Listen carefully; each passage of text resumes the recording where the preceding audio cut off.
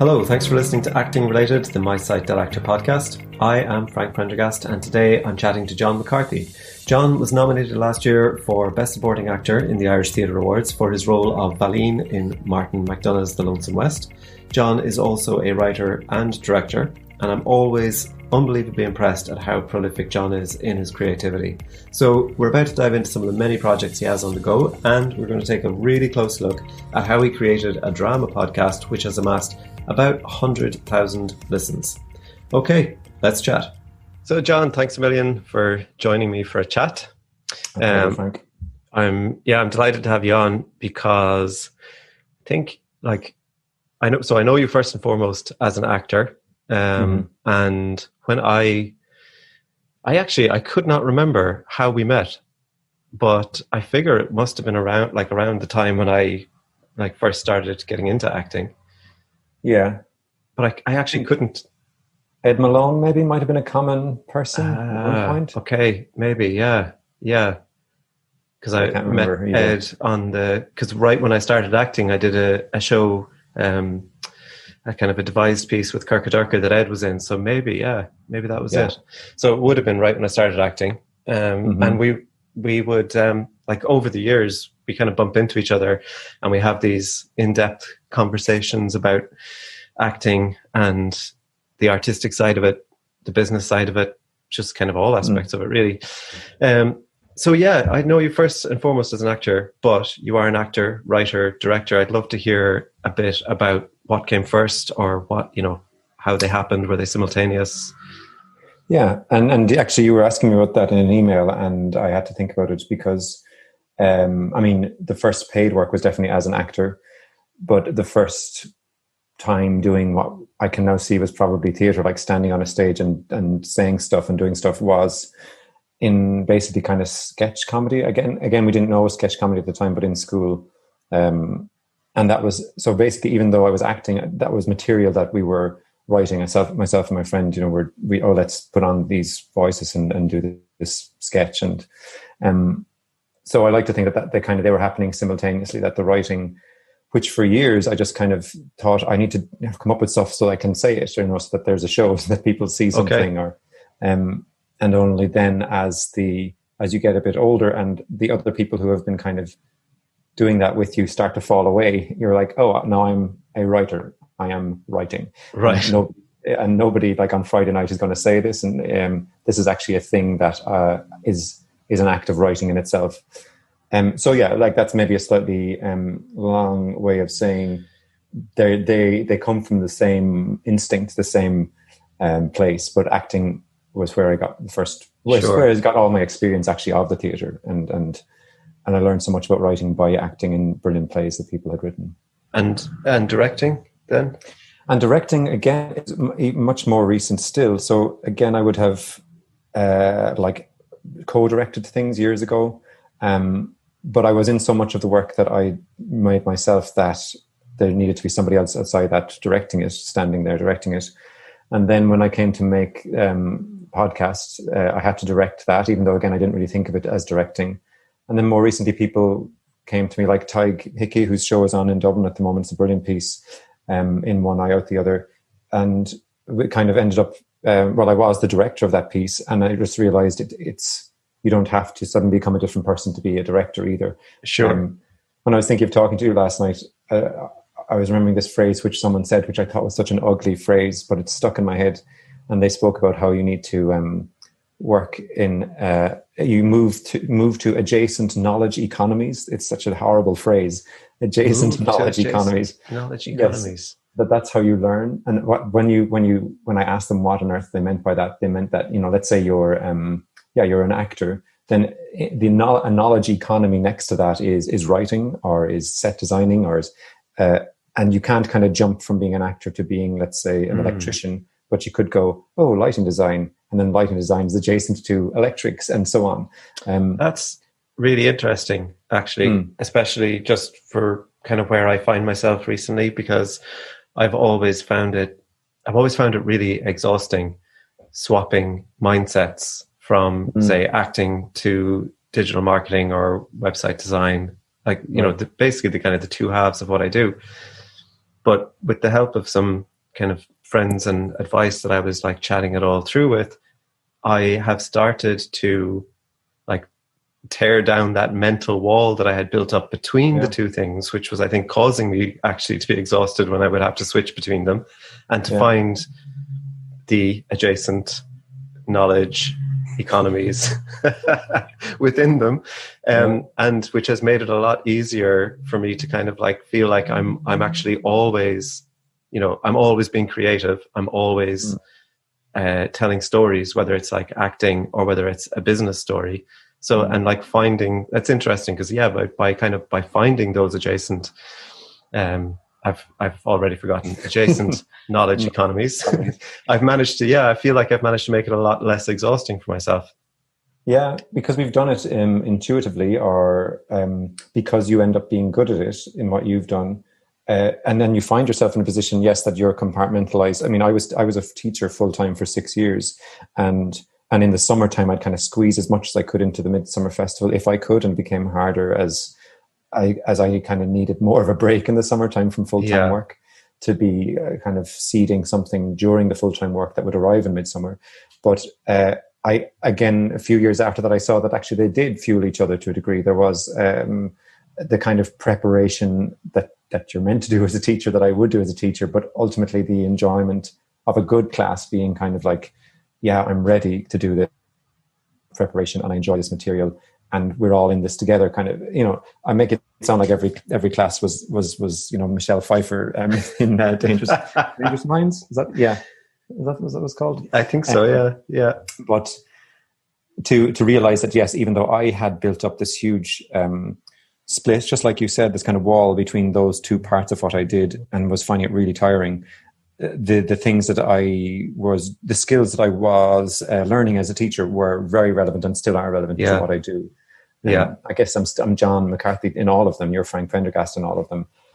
And so you said as well, like that you were kind of at the start you were writing essentially because you needed something to say, and then you said it, which is really interesting because like right from the very, very beginning, then you were focused on creating your own work, whether whether you termed it that or not. But it's like naturally you started out creating your own work, but you continued on, as you said, where others might kind of fall away. That's one of the things that I wanted to bring up as well, was just the fact that like it's always really impressive how much you have going on at any given time. So I thought we might just touch on all the things that you have going on, and also maybe the things that were lined up when all this COVID stuff happened. So first of all, you have last year you were nominated for Best Supporting Actor, and then you have the Artist in Residence at Cork Opera House and UCC, and out of that you've been writing a new piece. That's right. Yeah, making Whale, WHALE, which is like a work that is hopefully going to be on next year in the Midsummer Festival. We just finished a huge funding application for it last week, so it feels very fresh in my head. But that was a brilliant. The residency has been really brilliant for that. It also has been really brilliant in that, and you asked me this question as well, like, do I consider myself a writer, actor, director, and or a theatre artist? And like the official title for that residency is Theatre Artist in Residence. Right. And sometimes that sits comfortably with me, and other times it feels ridiculous to me that I'm saying was because the residency finished at the end of August there, but there's yet to be somebody else. So I'm still holding on to holding on to the trophy. But it did allow me to, actually, it's similar to what we were just talking about. It did allow me to think that yes, these me as an actor and me as a writer, it is one person. Because when Hammergrin was a theatre company that I had where I was mainly acting, and we were mainly doing only doing site-specific theatre. And then for years, the Arts Council applications, which is where so much of your kind of official identity comes from, were done as John McCarthy as part of Hammergrin. But then in the last 4 or 5 years, I've been John McCarthy, in collaboration with, let's say, a theatre venue or a festival. I've started to realize that the writer side of me can use the experience I've had working with directors as an actor to kind of go, look, I'm seeing all these rich texts. I'm meeting all these brilliant collaborators, potential collaborators. Here's what I want to do with that. So even though, as I say, theatre artist doesn't feel like who I am when I'm sitting down to write something or when I'm walking onto a stage, I do need to accommodate kind of those things. Sorry, the residency made me realize that they're necessary to keep all those things going at once. They feed each other. Sure. Yeah. Yeah. And then you're also working on a new practice, which sounded fascinating. Do you want to tell us a bit about that? I'm going to be a veterinarian. No, I am veterinarian. I am. Yeah. That's so. I sat down. I saw a play in Brighton. Sorry, it wasn't a play. It was a thing which turned out to be a dance piece. I didn't know what it was when I went into it. It was called "Until the Lions" by a choreographer called Akram Khan, and it just completely blew my mind. And I don't use that phrase lightly. I was kind of glued to my seat at the end, and realized at the very end, I took a breath after it finished, and I realized I kind of had forgotten to breathe. It was that good. It was just. Yeah. And at the same time, I couldn't describe to you what it was about at all. Right. But it was a piece of with 3 dancers in it, and I think something of the ignorance I have towards how they made that, how people who dance make work, and the incapacity I have to do it myself, really draws me to it. Maybe it's one of those adjacent knowledge economies, but it's just out of reach. So, right. And also an exhaustion with writing words, and there's a kind of a backlog of work that I have done that is hopefully to be produced, but hasn't yet all of it been put on as the piece that I want to be put on. So I think that combined with kind of seeing so much brilliant dance work over the last 2 years made me want to try and write a thing that was, the story was told without people talking to each other. Okay. So yeah, that's what that new practice is exploring, is how you brilliant do that. Okay, cool. And then you also are researching a new project with the support of the Everyman and the Cork City Council.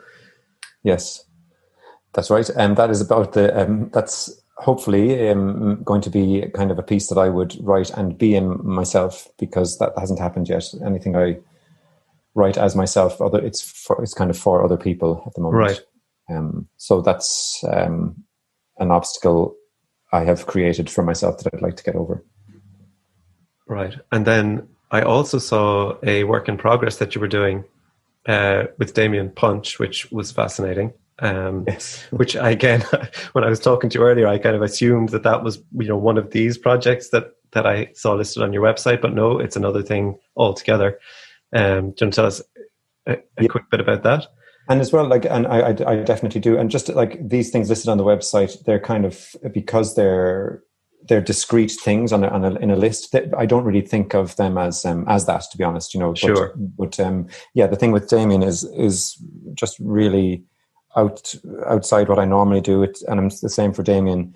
But the public form of that, what it will be ultimately, will be something like what you saw in the granary that time. But both of us meet somewhere kind of halfway between our practices. So Damien is very much, I hope I'm speaking for him fairly, he's actually a brilliant mover himself, and he's really into kind of clowning and improvisation. And I'm coming from more sort of words and heaviness, perhaps. That might be unfair to Damien. I don't know, Frank. It's we have great fun when we meet up, and we then try and recreate that in front of an audience. And sure, hopefully that will have some outing again in 2021. And then the last thing that I just made a note of here as well was that when I was kind of doing my research, I also spotted that you were down on a list of people due to have work developed in the Abbey. Yes, that was meant to be on in April, and then COVID happened. That was a reading development of a play I've written called The Herd, which I was and am still really excited about. It's kind of a big proper play in that it has people entering and exiting the stage, and a big set in the stage directions anyway. So the Abbey would be a brilliant place to do that. And the dramaturg there, Louise Stevens, has been really supportive about all of that. So they're trying to figure out how to do development work in this climate that we're in. Sure. And whether it kind of can be served digitally or virtually. And personally, I would prefer to be in a room with people whenever that's possible. I don't want to do that now. Sure. Yeah. And I mean, it's kind of incredible because like any one of those things we could dive into, and I think, there would be a fascinating podcast to come out of it. But the thing that caught my eye when I was doing the research was that you have a science fiction drama podcast. Yes. And I was saying this to you the other day that I saw this and I was like, what?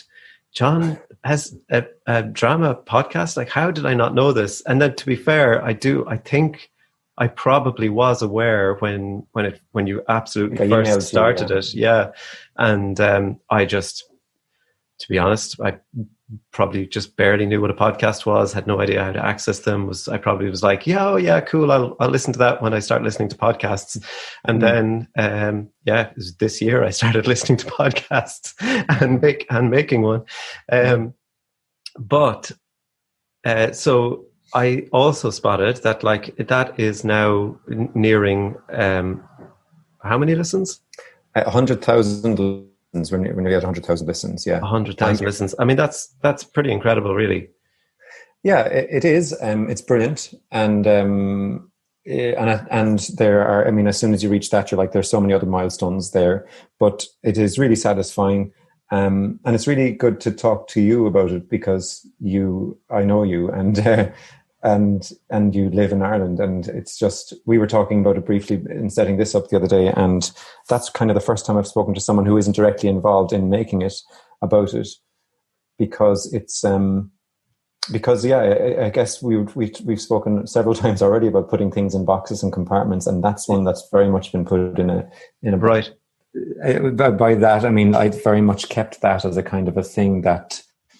The reason I did it was because the reason I made this what in North America they call an audio drama, and I'm calling it that because that's what served it so well online to get those listens. The reason I made that audio drama was because I was so sort of frustrated with writing things and then getting to a certain point and then not being finished. And it struck me that you can.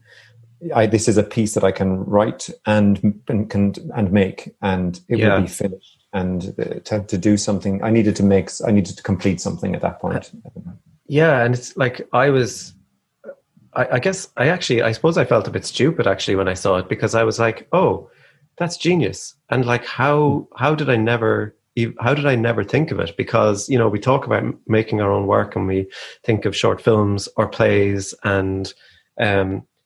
There's I would imagine that I'm sure there's a huge amount of work involved in doing a drama podcast, first of all, but I would imagine that it's an easier undertaking than a theatre production or even a short film, and particularly when it's science fiction, because I don't know how you would do In Darkness Fast, which is the name of it. I don't know how you would do In Darkness Fast. Like if you wanted to make a web series or something of that, I have no idea how you could even begin to approach it. I loved, by the way, while we're just talking about what it is, I spotted that you had a quote on Reddit where someone asked you, what's this about? I just loved this. You said, it's a sci-fi series set initially on a ship called Nerve Jump among its unsuspecting crew who become suspecting. Okay. I'm laughing at myself now. That's terrible. No, it's fair enough, because that's a brilliant line. Yeah, it is what. Mm-hmm. You said something there about how easy. And it is. I think it is easier to do than all those things, which I didn't think at the time. But it is also, unlike all those other things, it is something that you can do yourself, so yes, you need other people to do the voices at a certain time, but then you have all that what is digital material, and for an hour, 2 hours, 5 hours a day, whatever it is, you can hone that into the thing that you then put online. So there's not the dependence, and I love working with other people, so this but this was a project that I could do myself, and that's kind of why that was the only way I could finish something, was to rely on myself to do it. The podcast is something that you can work away, as you are. You can work away on in your own time and get ready by yourself. So it is a useful thing to do. Yeah. So let's like talk about the nitty gritty of how you actually did it. So I know from the end of the episodes that you recorded in Ringabella in what's the name of the studio? Maple Rooms. Maple Rooms. Yes. Thank you. Cormac O'Connor. Yeah. So did you? It's a gorgeous studio as well. I've been down there a few times.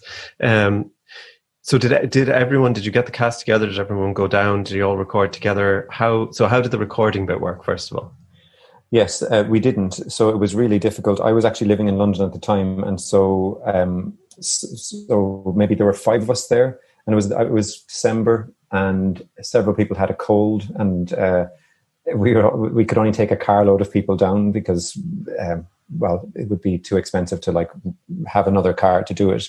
And also several of the people at the last minute weren't going to be home at Christmas. I think it was, I know that Kieran Fitzpatrick was meant to be coming from Abu Dhabi or Dubai. And in the end, I posted a little dictaphone to Abu Dhabi, to Kieran Fitzpatrick, who then recorded on that and sent back I think he sent back the whole dictaphone, even though I told him he just needed to send back the SD card. So the majority of the main characters were there for one day, and it was pretty rough.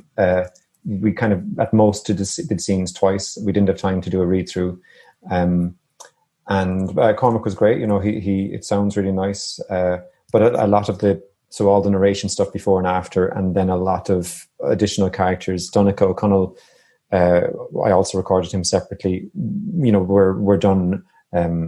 At home or kind of in those people's houses with Zoom 4HN recorder, which has been invaluable to me. Cool. Yeah. Brilliant. And then so you edited it, and I was I was amazed to hear that like you undertook editing it together yourself then. I had a rough idea of I had edited video roughly before for like an iMovie and things like this, and I had at that time an Apple computer and it had GarageBand on it. So I was a teacher, I used to run the drama club, and we did a few radio plays. So I just had enough of a working knowledge of that to know I could cut up audio and put it back together again. But GarageBand became sort of not good enough for what I needed to do. So then I have a few friends who who record music, and they recommended various things. And Reaper was the product I ended up using, the DAW, the digital audio workstation. Could you say what's it called again?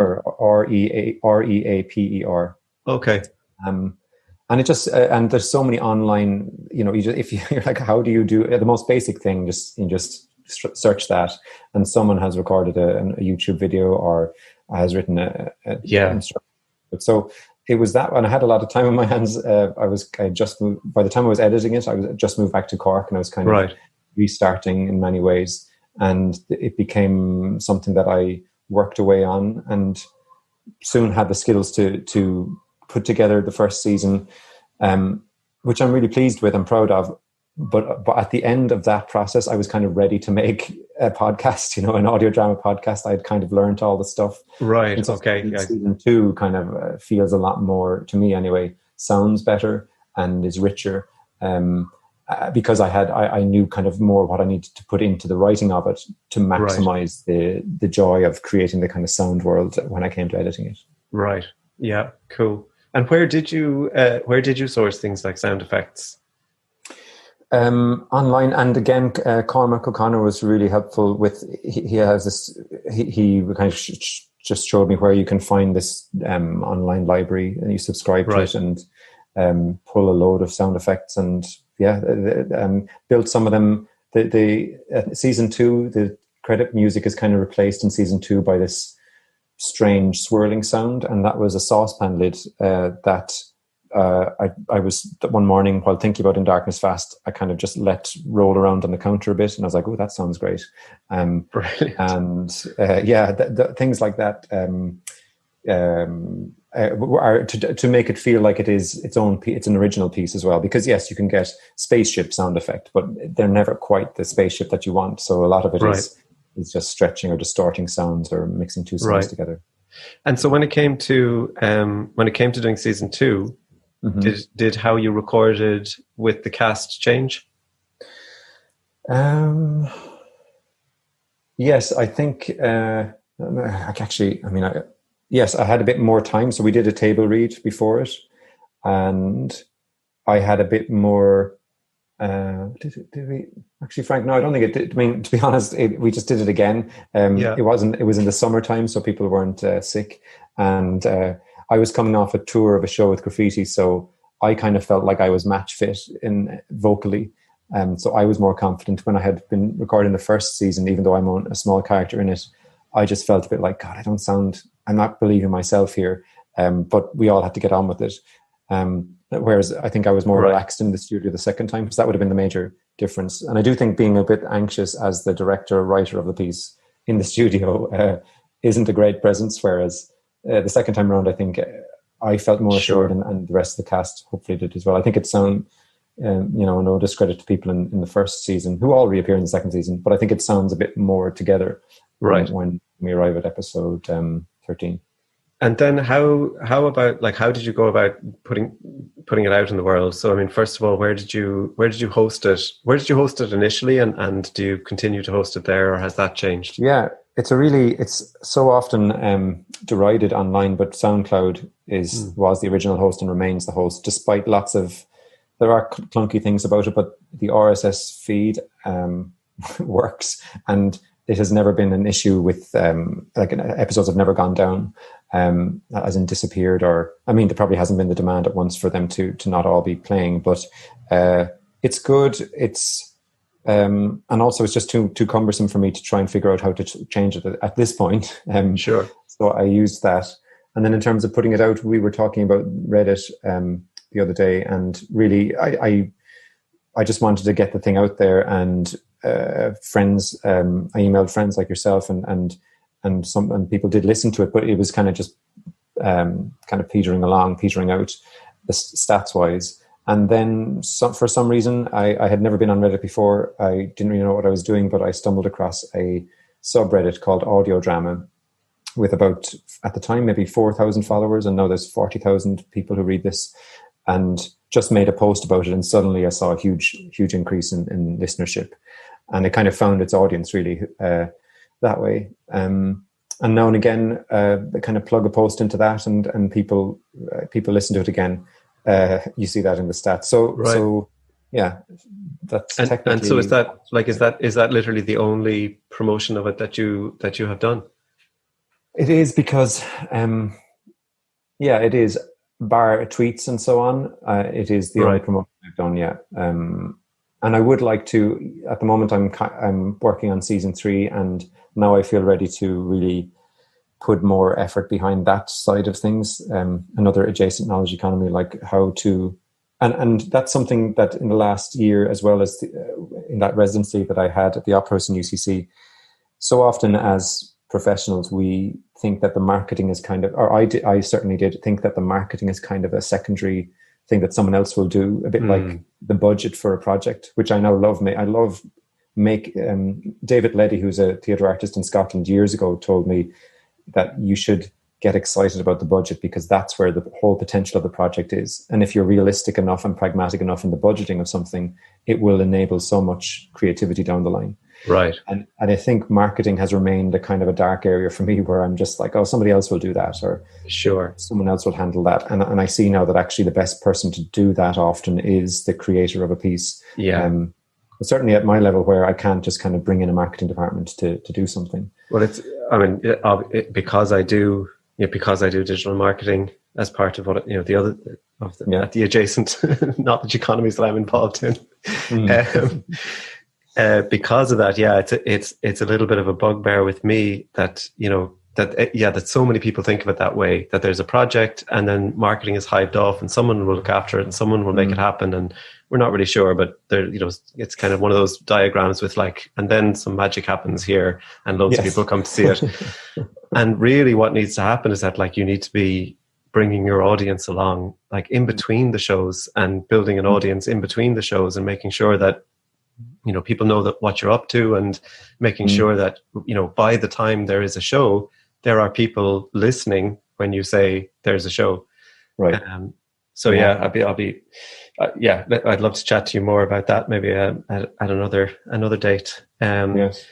So you're working on season 3, and I was going to ask you something there, and it's gone completely out of my head. Audience.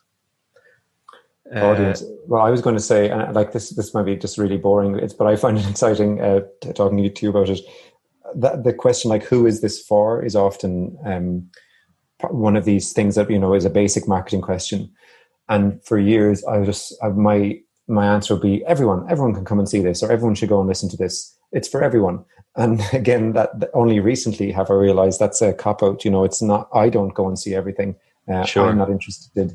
And the things that do pique my interest feel tailored to me. And even if they're not, especially if they're not, like, how does this filmmaker in Eastern Iraq make something that is so captivating for me? And I feel like getting that's so what I said there about season 3 coming up, I want to kind of figure out what is I know the audience is predominantly in North America for this podcast in Darkness Fast. I know they are predominantly male.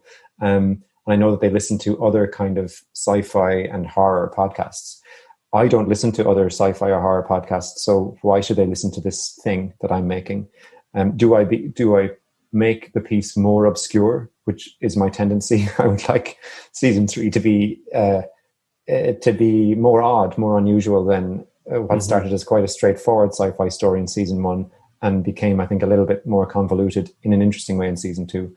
Or do I respect the audience that I have built up and keep those characters going and deliver what is already part of the feel of the show?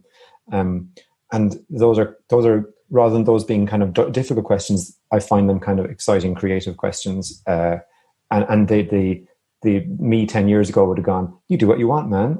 It's your podcast. Take it where you want to take it. But I'm not so. That's not my gut reaction anymore. Sure. Yeah. And it's an interesting one because you are part of a community on Reddit now, which is where your audience is, but it's also an interesting conundrum of, is that your audience or is it that your piece resonates with the people in that group? So in a way, in a way, you're piggybacking on the audience of a subreddit.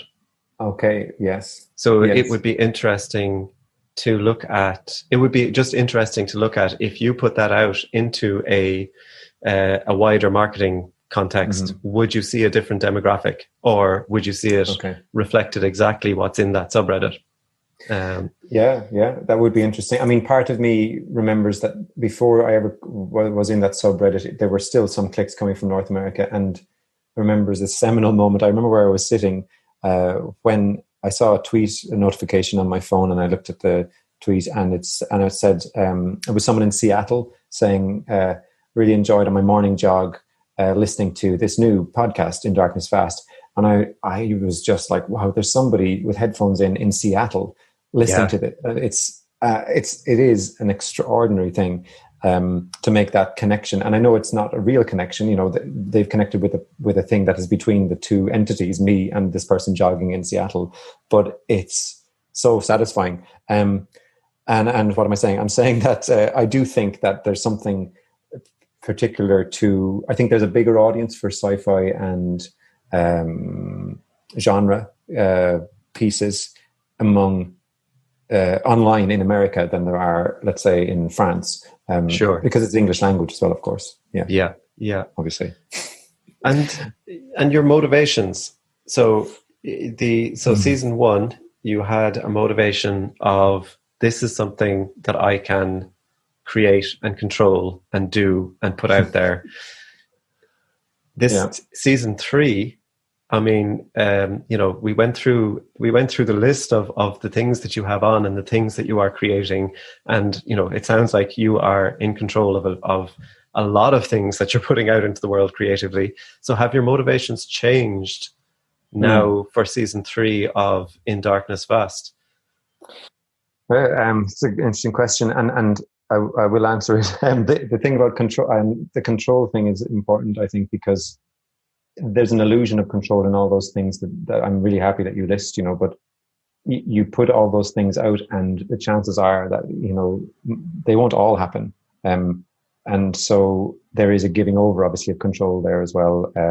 There's a respecting of the fact that so many things get developed that don't finish. So within that context, even still, that original motivation remains, I think, from season 1, that I can still do something. But I also feel like it's a more personal thing now. I feel like I've gone from, this is something I kind of have to do, to this is something I want to do. Season 3 is something I want to take what is a large audience that will hopefully have stuck around, and I want to take them somewhere because I can. And I'm not going to, this time I'm going to compromise even less this time on quality, because inevitably, if you are trying to record, it's about 2.5 hours of material each season. If you're trying to record 2.5 hours in 6 hours of studio time, you are compromising quality. I work with brilliant people on it. It's not there. I lay that quality kind of accusation at myself, but this time round, I want that not to be an issue, not to be an excuse for myself. Mm-hmm. I want to kind of go, I completely got what I wanted with season 3. Sure. Of this thing. And I also want it to be a piece that you don't have to listen to the first 24 episodes to get there. Right. I don't know, that's kind of something I haven't figured out, but how could this be a wide enough entry that it can just start from 0 for people as well? Brilliant. Well, excellent. Last question, what kind of time frame are we looking at before we will be able to listen to season 3, do you think? Oh, at least a year, I think, realistically, because it's just, but once it gets recorded, it's going to be another like 3 or 4 months of editing it, and it isn't even anywhere near written. So, at least a year. Brilliant. Well, I look forward to it. I'm just, I'm in awe of like all of the creative strands that you have going on. It's really impressive. And also I hope that maybe there's some people out there who, like me, just, it hadn't dawned on them, even the concept of like a drama podcast. So maybe it might even inspire a few people to do something similar. And I think, thanks for all the insights into like how precisely you actually go about doing that then if one wants to.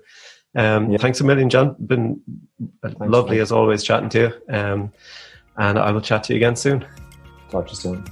If you'd like to learn more about John, you can go to www.mccarthyjohn.com, and of course be sure and look out for In Darkness Fast wherever you listen to podcasts. I'll put links in the show notes as well. Thank you so much for listening. Please do subscribe if you haven't already on Apple Podcasts, Google Podcasts, Spotify, or wherever you usually listen to podcasts. And I'd really appreciate if you'd share this with someone if you think they would enjoy it as well.